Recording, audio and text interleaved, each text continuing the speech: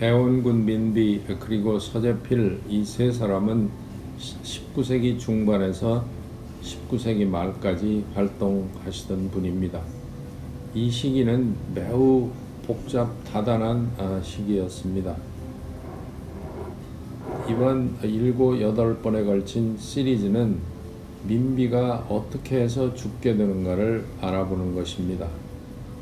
민비는 보통 사람들이 알기는 일본 사람들에 의해서 살해되었다고 믿고 있습니다. 그러나 역사를 자세히 들여다보면 대원군과 개화당이 이 사건에 깊숙이 관련되어 있는 것을 알 수 있습니다. 서재필은 이 개화당의 중요한 인물이었습니다. 그는 여러분들과 같이 미국에 들어와서 사신 분입니다. 한국 사람으로서 최초로 미국 시민 그리고 미국 의사가 되셨고 잠깐 한국에 들어와서 독립협회, 독립신문, 만민공동회 등을 만들어서 이 한국민의 개화에 크게 공헌하신 분입니다. 그야말로 파란만장한 인생을 사셨던 분입니다. 이번 시리즈는 여러 가지 역사적인 사실이 얽혀 들고 있습니다. 그렇기 때문에 이야기의 초점이 자칫하면 빗나갈 수가 있습니다. 그래서 항상 여러분들은 이야기의 요점이 민비가 어떻게 해서 시해되는가에 있다는 사실을 염두에 두시기 바랍니다. 여러분들이 이 긴 이야기를 이해하기 위해서는 당시 그러니까 19세기 중엽에 동북아가 어떤 세상이었는가를 아셔야 됩니다. 당시에 중국은 구미국가의 침략과 이 부패한 정부에 반항하는 농민들의 반란이 끊임없이 일어나고 있어서 극도로 쇠약해 가고 있었습니다. 특히 1840년에 발생한 아편전쟁은 중화 그러니까 중국 중심의 세상이 구미 중심의 세상으로 바뀌는 그러니까 근대 문명이 시작되는 그러한 계기가 됩니다. 한편 이 많은 농민의 난 중에서 가장 크고 역사적으로 중요한 난리가 이 홍수환이 저지른 태평 정국의 난입니다. 한편 이 섬나라인 일본은 이제 미국에 의해서 문이 열리고 이 구미국가와 똑같은 그러한 나라가 되려는 명치유신이 시작되고 있었습니다.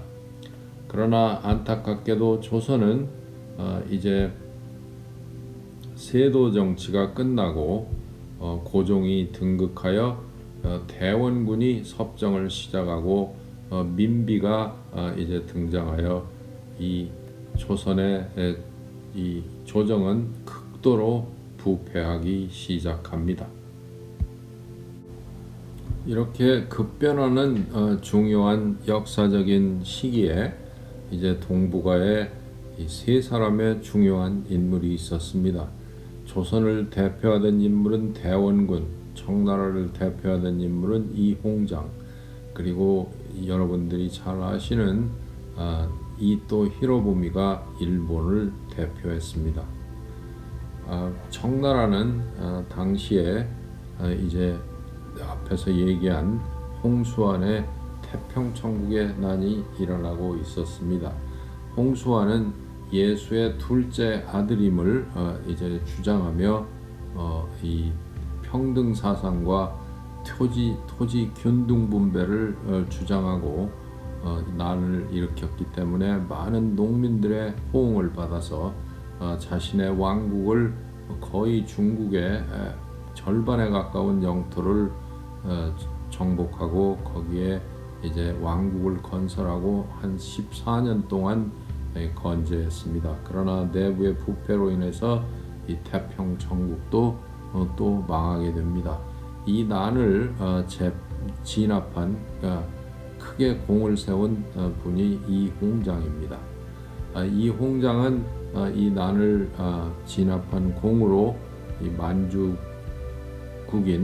만주 민족이 세운 청나라에서 한족으로서 조선의 영의정에 해당하는 높은 지위에 올랐고, 그는 이 망해가는 나라를 구해보기 위해서 소위 양무운동이라는 것을 내세우고 이제 개혁을 시작합니다.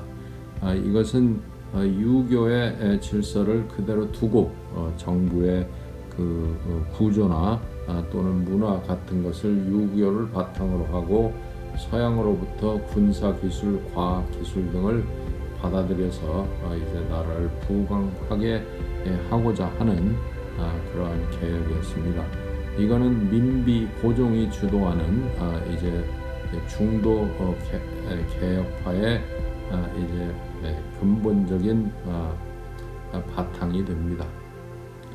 한편 이토 히로부미는, 일본의 이토 히로부미는 명치 유신을 이제 주도한 그러한 인물이었습니다. 이분은 이제 그 모든 문화, 그 국가의 제도, 교육, 군사 기술 모든 것을 영국과 같은 구미 국가로 만들려는 명치 유신을 하게 됩니다. 한편 조선은 60년 동안의 부패한 세도 정치를 이제 끝내고 이 건국의 그 근간이었던 경국대전의 그 이상 국가를, 유교 국가를 건설하려는 개혁을 대원군 주도하에 약 10년 동안 하게 되고, 이 백성의 생활은 그런대로 이제 좋아지게 됩니다. 물론 그 외국과의 통상을 절대 허락하지 않는 종래의 쇄국 정책을 더욱 강화했습니다. 보통 우리가 알고 있기는 대원군이 마치 쇄국 정책을 새로이 고안하여 써서 이 조선을 외국의 침략으로부터 보호한 것처럼 그렇게 인식하고 있습니다. 그러나 사실은 그 당시에 동북아 3국 청나라, 조선, 일본의 외교 통상 정치의 원칙은 쇄국이었습니다. 이러한 가운데 미국의 상선인 제너럴 샤마노가 평양성 밖에 나타나게 됩니다. 1866년 8월에 있던 사건이죠. 이 제너럴 샤마노는 상선이었지만 이 총과 대포로 무장하고 있었습니다. 이 배는 들어오면서 이제 이 조선과 통상을 요구하게 됩니다. 물론 물물 교환을 요구했습니다. 이거를 조선 사람들이 거절하게 되자 이들에게 총을 쏘면서 쏘고 그리고 가진 행패를 부렸습니다. 이에 화가 난 이 백성들이 이제 제너럴 샤마노를 공격했고, 이에 관군이 합세하여 이 제너럴 샤마노를 공격하게 됩니다. 당시에 평양 감사였던 박규수는 이제 제너럴 샤마노가 물이 빠져서 움직일 수 없게 되자 이를 화공으로 공격하게 되고, 배에 물이 붙자 선원들이 전부 물에 뛰어들었고, 이로 인해서 이제 선원들이 전부 사망했습니다. 그리고 평양감사 박규수는 이 제너럴 샤마노를 노획하여 그 엔진을 그대로 본따서 이제 증기선을 만들어 봅니다. 그러나 이 배는 너무 속도가 느려서 실제로 쓸 수가 없었기 때문에 이를 포기하게 됩니다. 박규수는 이 중앙에서 2조 참판을 지내던 대원군의 중신이었습니다. 당시 조선의 인사 원칙은 중앙에서 높은 관직을 유지하려면은 이 지방 근무가 의무였습니다. 그래서 마침 박규수가 그곳에서 이 평양 감사를 맡고 있었습니다.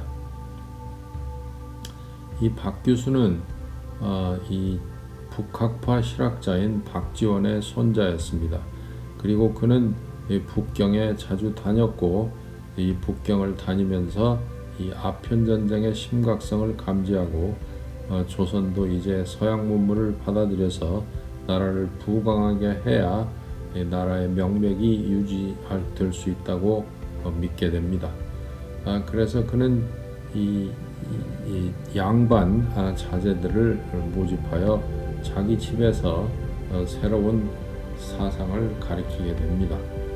특히 그는 그들에게 중화가 허구라는 사실을 강조하게 됩니다. 중국이 세상의 중심이 아니라는 것이죠.